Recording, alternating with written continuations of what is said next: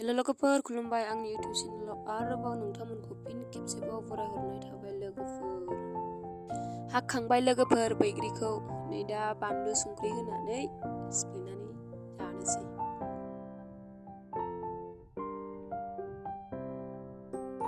बानलु होबाय बार लोगोफोर। नायलांबाय थादो लोगोफोर, आंजों लोगोसे नोंसोरबो आंनि भिडिअखौ जोबजासिम नायनानै मोजां मोनदोंबा लाइक, कमेन्ट एन्ड साबस्क्राइब खालामना होदो लोगोफोर।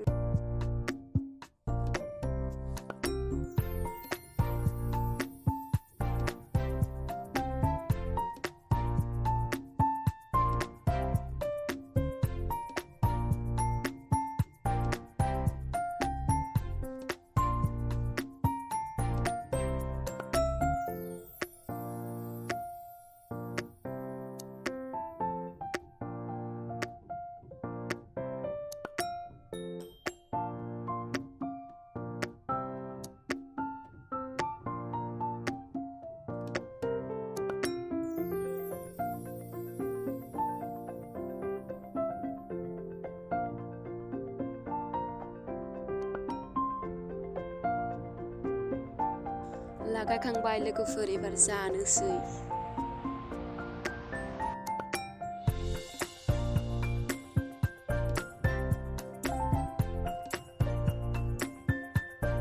बेयो आंनि आबौ बाबानि बिफानि फंबाय।